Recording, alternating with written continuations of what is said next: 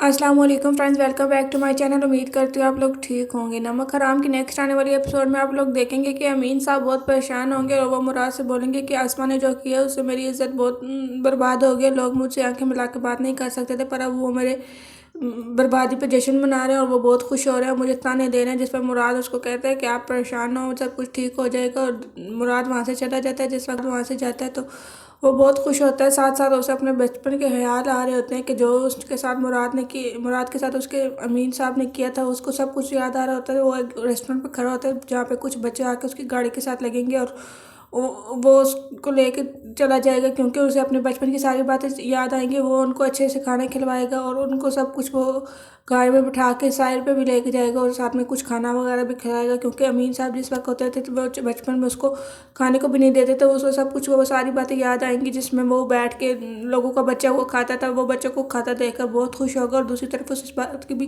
खुशी होगी कि मैं वैसा नहीं हूँ जैसा अमीन था, क्योंकि अमीन ने तो मेरी सारी ज़िंदगी बर्बाद करी थी। मैं रोडों पर सोता था, मुझे कोई भी मेरी उसे परवाह नहीं होती थी। उसने मेरे साथ बहुत जुल्म किया है। जबकि दूसरी तरफ अस्मा बीबी घर वापस आ जाएंगी, पर उसकी बात पर कोई भी यकीन नहीं करेगा कि मैंने घर पे नहीं छोड़ा था। सब उसको यही बातें बोलेंगे और इसी बात का ताना देंगे कि तुम घर छोड़ के चली गई थी, तुम्हारी वजह से ये सब कुछ हुआ, हमें बेइज्जती का सामना करना पड़ा। पर अस्मा अपनी माँ को रो रो कर बोलेगी कि मैंने ऐसा कुछ भी नहीं किया, मुझे नहीं पता मैं कैसे गई हूँ कैसे नहीं गई हूँ, मेरे साथ क्या हुआ मुझे कुछ भी नहीं कर पता। पर अमीन साहब उसकी बात पर यकीन नहीं करेंगे, क्योंकि उसे सिर्फ अपनी इज्जत प्यारी होती है और कुछ भी प्यारा नहीं होता।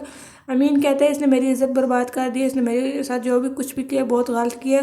पर अस्मा कहती है मैं घर छोड़कर भी नहीं गई। पर दूसरी तरफ जिस वक्त देखा जाएगा तो अमन का और उसकी मंगेतर का रिश्ता भी इसकी फूफो तोड़ने की कोशिश करेगी और वो कहेगी कि मैं ये रिश्ता नहीं कर सकती, मैं ये रिश्ता तोड़ूंगी, क्योंकि इसकी बड़ी बहन नमाजी परहेजगार जो बनती है उसने इतना चांद चढ़ाया है, अब ये क्या करेगी। जिस पर उसका बेटा बहुत नाराज़ होता है। उसको कहता है इसमें अमन की कोई भी गलती नहीं है। जिस वक्त वो अमन को बताता है कि ये सब कुछ हो गया तो अब हमारी माँ रिश्ता करने के लिए तैयार नहीं होती, वो बहुत उदास होती है। दूसरी अस्मा भी उदास होती है, क्योंकि उसकी वजह से उसकी बहन का रिश्ता टूट रहा होता है।